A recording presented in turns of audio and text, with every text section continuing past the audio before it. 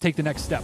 What got you here is great and it's important, but it's the next step that matters. Take the next step in my marriage, take the next step in my business, take the next step in whatever aspect of life that I'm in right now. Not discrediting what got us here, but it's where we're going that ultimately is what I'm trying to stay focused on. Kill Complacency, a podcast that inspires growth and intentionality and helps you overcome your greatest obstacles. Part 2 of the podcast with Denny Krahe. The big nugget here was just his final message to take action.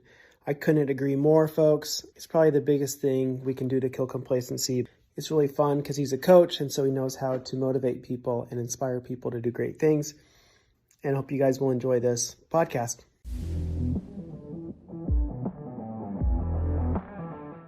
Health is a habit, doesn't have to be something we put off until later in life. Like it can be everything we are right now. So maybe you could, outside of just like running, but how does that carry over to everyday life? Like I know a lot of us maybe put off being healthy till we're later. We pop some pills now and we're good to go. But what would you say to people on that? Like the importance of having health as a habit? Yeah, I think that's one of those, you can draw a lot of metaphors to a lot of other aspects of life to hopefully make it clear that, the best time to do the thing is now.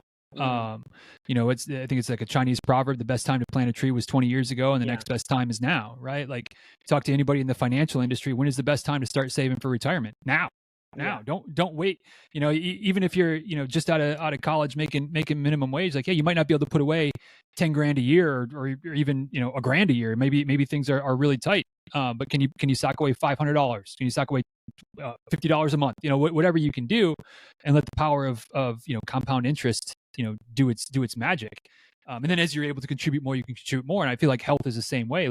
I'm 42, so I'm not exactly old, but I'm also not in my 20s anymore. And I notice that I feel differently than I did, 15, 20 years ago. I can't imagine I'm going to feel markedly better 15 years from now than I do now, in terms of like, especially if I'm not doing anything. Right. So it's kind of one of those, like we're all going to get older, good Lord willing, we're all going to be older today than we are, ever have been before. We're going to be older tomorrow than we are today, which means it's not going to be easier to make progress on the health front. It's not going to be easier to hit the gym and lift heavy things or run distances or swim distances or whatever type of activities that you might enjoy, or at least maybe ones that you don't loathe enough that you can commit to doing and getting those physical benefits from it. But then, I try to think sometimes about what's my life going to be like 20 years from now, and maybe there's a couple grandkids in the picture, and I want to be able to play with the grandkids, right? Like I want to be I want to be able to get down on the floor. I want to be able to chase them around. I want to and I don't know. I guess my perspective is those types of things aren't going to.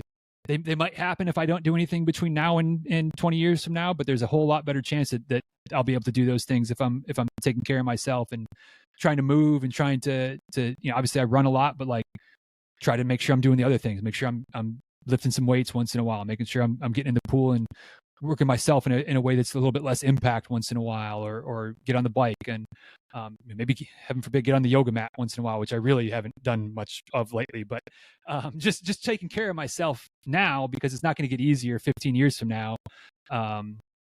But the best chance to have it be easy 15 years from now is to take the action today. Yeah. Absolutely. And even those habits, that was a couple of years ago. I knew I needed to do a reset, and that was what I did. I did a kind of like a 21-day like liver cleanse type of thing. But the pitch the lady had to me was, this will help you reset your palate. Yeah. And I knew, I was 40 years old. I knew I needed to learn to enjoy cucumbers and broccoli and those things that I had not acquired a taste palate for. Mm-hmm.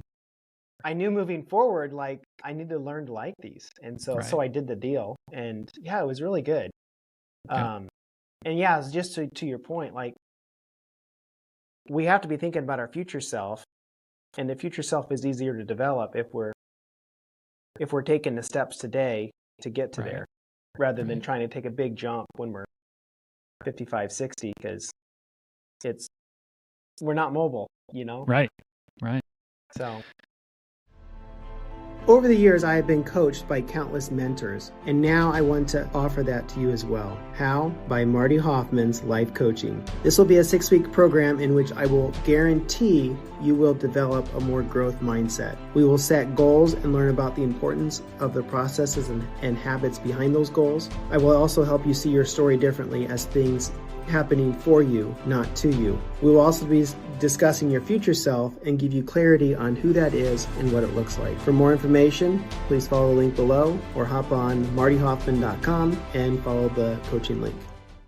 That's good stuff. Yeah, well, and along those lines, you know, I have a goal of qualifying for the Boston Marathon, which is, I don't know, for some people it's easy. For me, it's not. But what happens for those that aren't aware is every 5 years that you get older, the qualifying time gets a little bit, you know, lower, gets a little more forgivable, a little more less elite, if you will.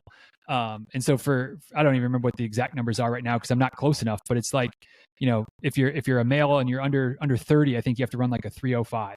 Maybe I'm off on that, but it's something like that, which is a fast marathon. But when you're a male and you're like 50, 55, you're like 3:40, 3:45, something like that maybe is the time. And like, I'm like, that seems doable. I just got to, you know, get a little bit faster and get 10 years older. And now we got a shot, you know? But the point I'm trying to make is if I wait 10 years to get serious about my training, we don't have a shot anymore. So it's continuing to work, continue to build the fitness, continue to stay healthy, stay in the routine, keep the habit, hopefully get a little bit faster between now and then as well. But you know, if I can at least maintain between now and 55, like then we're in the discussion. And if anything I can improve upon between now and 55, you know, just tilts the odds in my favor. But waiting until I'm 55, well, then I might as well just give up on the Boston Marathon dream because it's not gonna happen. Your plan is to run your whole life till they put me in the ground. Good Lord willing. You know, it's again, like we talked about earlier. Like I did not like running at all growing up. And there's plenty of days now that I still don't love it. Understand. But it's just, you know, I do it. It's like cucumbers. Like, I'd rather eat an Oreo, but you're not craving a cucumber, but after you have the cucumber, you're like, that was probably worth it. And I say, like, I'm not always craving the run, but afterwards I'm like, yeah, I'm glad I did that. Like it just, without sounding too ridiculous, and you know, runners will probably get it, but non-runners maybe not so much. But like I'm just a better person when I'm running regularly. And it doesn't mean every day because I don't run every day, but you know, if I go 2 or 3 weeks without running, like I'm grumpier, I'm a little bit more short-tempered, and I'm usually a pretty, like, I kind of joke that I'm type B minus, but like I really am. Like I don't worry about too much. Like, hey, we're gonna figure it out. We'll figure it out one way or the other. But I start getting snippy and just grumpy if I don't get a run for a couple weeks for, you know, injury reasons or life reasons or whatever. But when I'm getting the runs in, it's just like, yeah, all right, you know, like, oh, you know, this issue with the house or this issue with the business or, you know, some little nothing burger with my wife and I that could blow up, but I'm just like, nah, you know, okay, I'm sorry, babe, like, my bad. But if I'm not running, then I might be more likely to dig in my heels. So it's just I like who I am when I'm running regularly, and you know, maybe again, you know, maybe who knows, 25 years from now, 30 years from now, maybe it'll be more bike time, maybe it'll be more something different to kind of keep my you know, whatever, my anxieties down, or, you know, keep the health train moving. But as I'm standing here right now, the plan is to, you know, keep running until it's a wrap, and hopefully that's how it plays out. I think that's good. And just to jump on what you said there a little bit, I was telling a buddy of mine this week, like, because he's not doing anything, he's 44, maybe 45, and honestly struggling in his marriage. And I said, hey man, like, if you would just start moving your body, even if it was push-ups or chin-ups or something, like, the amount of confidence you would get by starting your day with that will have other impacts on your daily life. And also, to your point, like, it's just good for us men, I think probably women too, but I can talk about myself, to exert some energy on something that's beneficial to my body. Yeah. And then the ripple effects as far as confidence. And for me, I like to do podcasts or Audible books, so then I'm learning as well. And that has ripple effects. So I think it's huge as far as I would love to see like a study on people that exercise and how it compares to them with success versus people that don't. Maybe there is no comparison, but having done it for a little bit, I can't deny the impact and power it has had on my life, I guess. Yeah, I would say, for whatever my opinion on the topic could be worth, that it's one of those things that's hard to isolate in a study, but like anecdotally, like there's no doubt. Sure. It's like I just feel like our bodies they function best when they move. What's is it Hippocrates or one of the Stoic folks that are like, let movement is medicine. So it does well for health. I think there seems to be more and more studies and connections between physical activity and mental health, hormonal balance, just all of the benefits that we get from movement. And I'm certainly not wishing to go back to the days of agrarian lifestyle and up with the sun and working in the field all day. I like modern conveniences as much as the next guy. But I think that there's so many benefits beyond just whatever calories burned or things like that we get from moving, and relationship health. And again, like if it makes me a better person, it makes me a better father, a better partner, a better employee, a better business owner, like whatever your areas of your spheres are in your life. If you're better in general, you're going to be better in all of them. And so, I just think that moving somehow is even if it's a walk, like 100%, go do something. Yeah. So one of your goals is qualify. Is it to qualify for Boston or to run at Boston? It's a little bit blurry there. Definitely to qualify. Isn't there ways to get to Boston without qualifying? Yeah, I mean Boston's a little trickier than most of the other races have like a lottery system, and Boston doesn't. But you can do like a charity bib, so you can run for charity and still run Boston. I don't know. I think that was one of those goals that was kind of set for me before I had really gotten into running, to where it was just like, man, if I could run a Boston qualifying time, like that's stupid fast, and like that would be quite an accomplishment. And nowadays it's like you can run a Boston qualifying time, you still can't run Boston because there's like a sub qualifying time of like, if X number of people qualify, then you got to be faster than 2 minutes faster than qualifying time, or I think last year was like 5 minutes faster than qualifying time. So there's you get the elation of feeling like you qualified, and then you get the disappointment of, well, I qualified but not by enough. But I think for me, I mean I do want to run it, but I think there's some personal deep-seated like feeling of accomplishment to be like, whatever age I have to be to get there, to be like, man, I ran a 3:40 at 55 years old. Like that's even if that's not good enough to get in that year, like at least, hey man, I qualified. Like that ticks that box. And then maybe I can keep running that 3:40 when I'm 60, and then I'll get an extra buffer time, and that'll be enough to get me in. Everyone has different goals with running, different whys. And I think they change some too. You might be a goal time, or it might just be a finish. So. Oh yeah, and go ahead. Oh, sorry, go ahead. No, you go. Well, I was just gonna say, like I mean, my goals have changed in terms of like. I mean, not changed. Like, I still have the same goals, but I'm like open to other possibilities. I guess is maybe a better way of saying it. So, like when I first started running, it was like road marathons are what I wanted to do. I wanted to run a marathon in every state, and I still want to do that.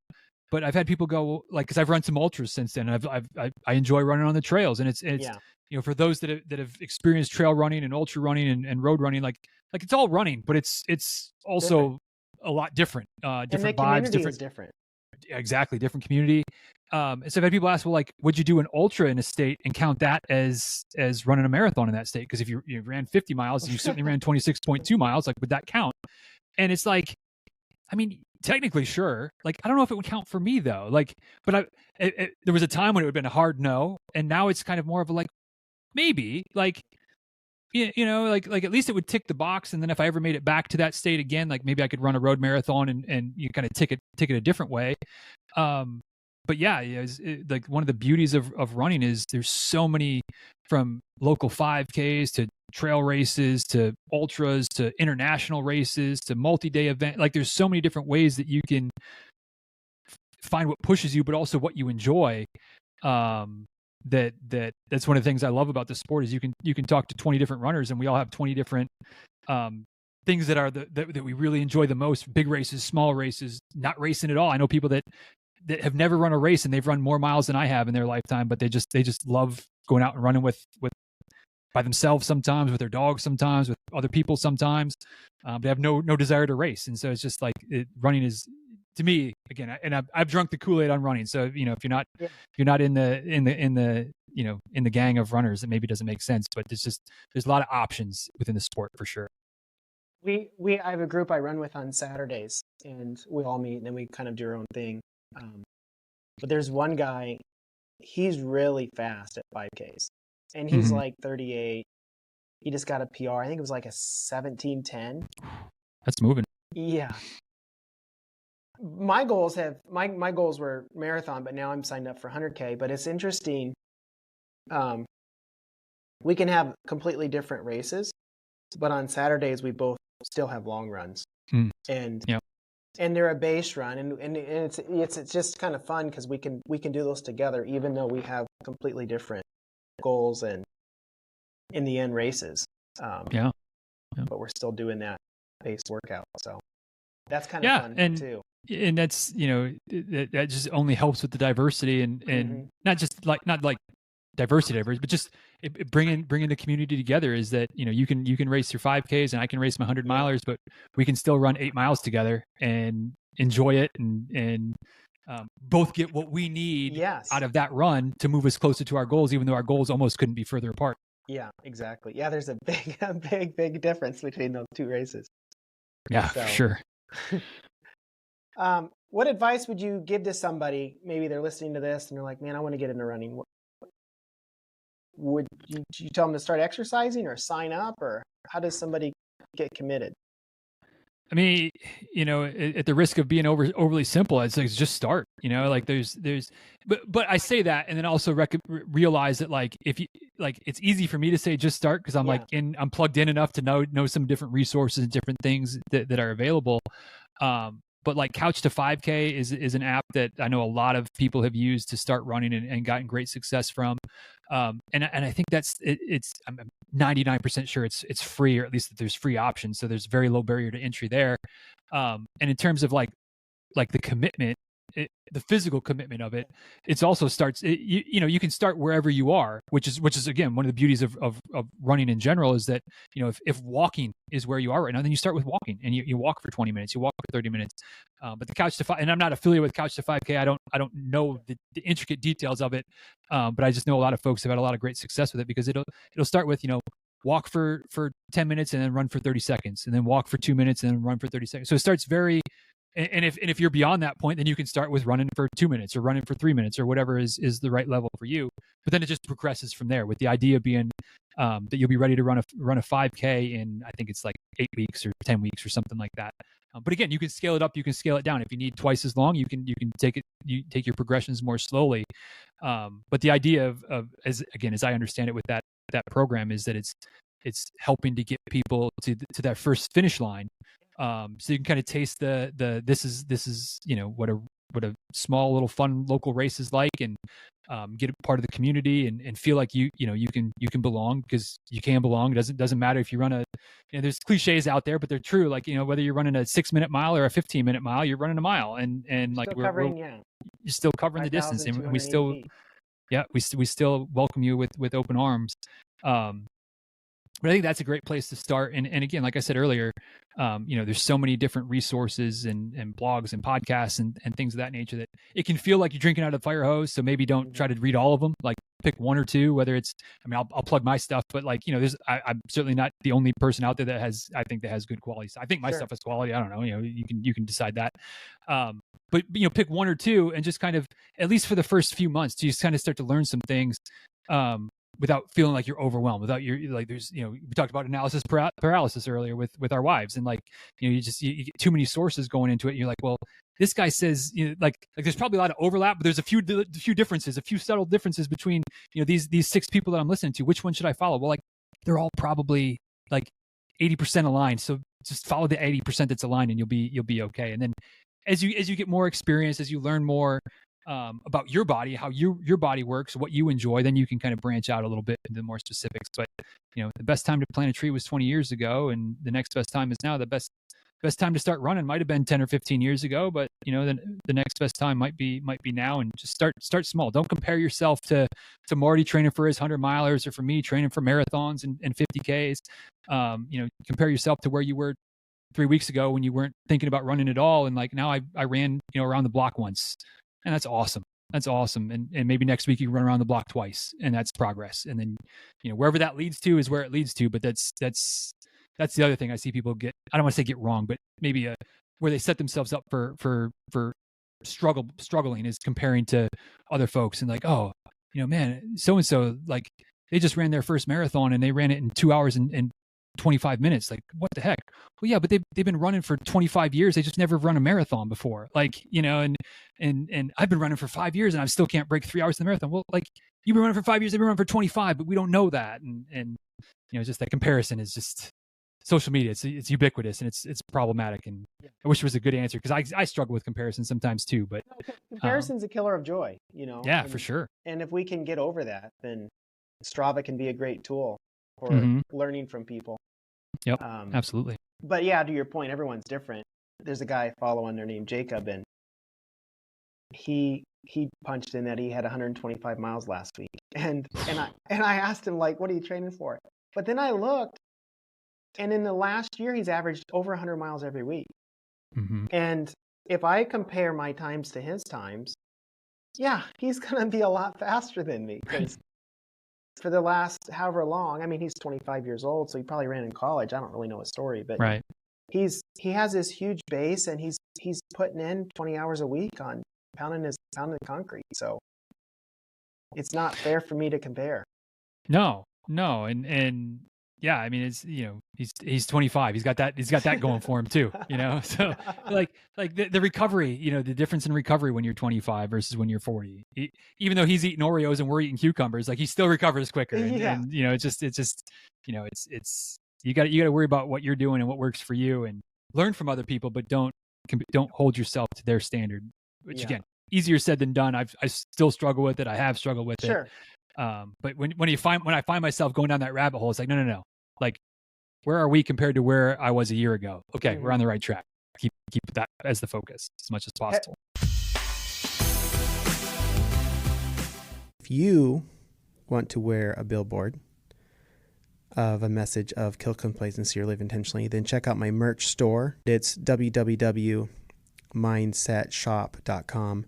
Mindset is with an X, so it's MINDXET shop, SHOP.com, mindsetshop.com. Have you ever heard of the book, The Gap and the Gain? I don't believe so.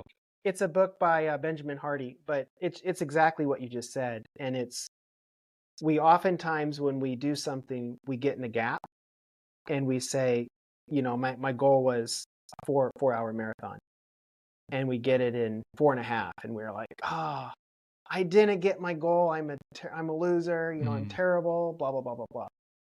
But if you're in the gain, then you're like, man, I just did a 4:30 marathon. This is my fastest ever because it's my first, and I traveled 26.2 miles. So changing our perspective from gap versus gain is huge too. It's a really good book, though. Really slaps you in the face on. Yeah. On how you measure your success. Do you measure it looking back, or you have these unattainable goals that are really unattainable and you're probably never going to hit, and therefore you're always mad because you didn't hit it, Right. Well, and then there's the other side of that coin that I've experienced once or twice, regrettably, is you reach the goal, but then you're like, well, but I could have done better. Like I run 3:59, but like, dang it, I walked for a quarter mile somewhere, and if I wouldn't have done that, I would have ran 3:57. And it's like, well, come on, dummy! Like you just hit your goal, you exceeded your goal, but then at least again for me, being somewhat hypercritical sometimes, I still find ways to nitpick and go, Sure. Oh, I could have, should have, would have, and it's like, no, man, like yeah. So it's the gap, like even for me, hit the goal sometimes, and you still find yourself in the gap. Yeah, Ridiculous. Good. Yeah. Hey, I got 3 questions to wrap this up. What would you say is your favorite book, or maybe most influential book? Whew. Oh man. You any like good running books? Yeah, see, like, I hate to be cliche. There's so many. I'll go with the Phil Maffetone book. I believe it's called the Great Big Book of Endurance Running, or the Big Book of Endurance Running, something like that. It's all about. It's really deep in the science, sometimes too deep in the science, but it's about slowing down, building the aerobic engine, and how that helps you get faster without decreasing the risk of hitting the wall, some of those types of things. So it's very sciencey, which is up my exercise physiology type of side of the coin. It's big talking about heart rate training, which is something that I've really come to embrace as well. So we'll go with that one. But there's Have you read Happy Runner? Or Run yep, Happy? read Happy Runner as well. That's a good one. Is it similar to that? Yeah, I mean, the psychology maybe. Some of the psychology is there, but the Maffetone book is a lot more of the physiology, a lot more of kind of the deep weeds of exercise science and how our bodies burn body fat for fuel versus burning sugars for fuel, and the balance and yada yada yada. Happy Runner is a lot more of the psychological side, which is a good aspect as well to work on. There's some overlap, but yeah, that's a big. Sure. They're a little bit different there. Okay, that's helpful. How about favorite quote? What's a quote that drives you? I don't want to go with the Mike Tyson quote again because I already threw that one out there. I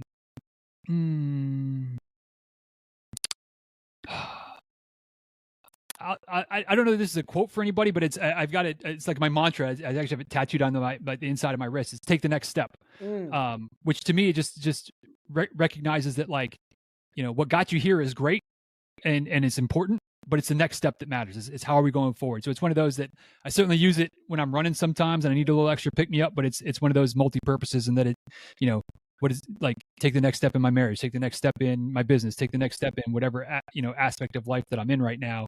Not discrediting what got us here, but it's where we're going that ultimately is what I'm trying to stay focused on. That's a really good quote. Really good. Like, and that's, it's what people need to hear. Just do the next thing. Like, a lot of times maybe we're in the dumps or we get analysis paralysis. But yeah, just take a step in a direction and start moving. So that's good. Yep. This one is kind of similar, but it's final message. What does Denny Krahe want the world to know? What's your final message to the world if this is the last podcast you ever do? I think kind of going back to something we touched on a couple times, but just start, just take an action. We're talking about killing complacency, like action is kind of a big piece of that puzzle. And again, it could be running, it could be saving for retirement, it could be getting out of debt, it could be weight loss, it could be looking for a new professional opportunity, new career change, whatever it might be. Action is kind of an important, maybe the important piece, or maybe, I don't know, there's lots of important pieces, but there's not too many aspects of life I can think of where if you're trying to grow, you're trying to become better, you're trying to make changes, that action isn't a big piece of that puzzle. So, again, whatever it is you're working on, whatever it is that you're trying to improve about yourself or overcome, or challenges or hurdles, you got to do the thing. And you might not know you might not know all 7 steps or 8 steps or 15 steps that it takes. You might not be capable of taking all those steps right now, but can you take one? Can you take a half a step? What can you do to start that process? Hopefully, maybe build up a little momentum, a little bit of wind in your sails, to get all cliche of different ways of saying the same thing, but get a little bit started. And then that next step might not be easy, but hopefully it'll be a little bit easier, and then a little bit easier and a little bit easier. And then you start to see some progress after weeks and months of taking little steps, even though each little step may not feel like much. That's really good. Well, I sure appreciate it, Denny, and look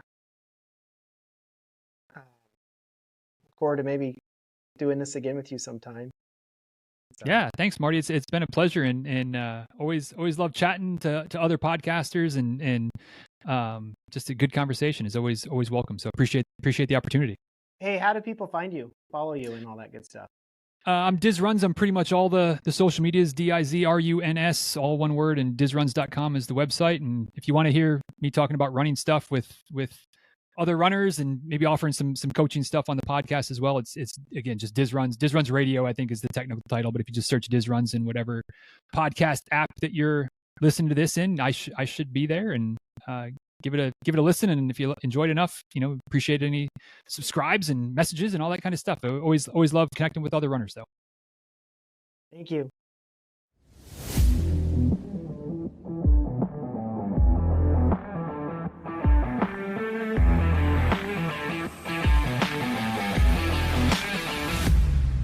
Wanted to thank you guys for listening to the end. In closing, I just wanted to add that if this message resonates with you, if it aligns with your values, and something in it today triggered something, then you can also look me up on Facebook, LinkedIn, Instagram, YouTube. We are really trying to help people live more intentional lives, to kill the complacency with which they have subscribed to. I know there's many ways which I get sucked in all the time. So if this is beneficial, follow me there.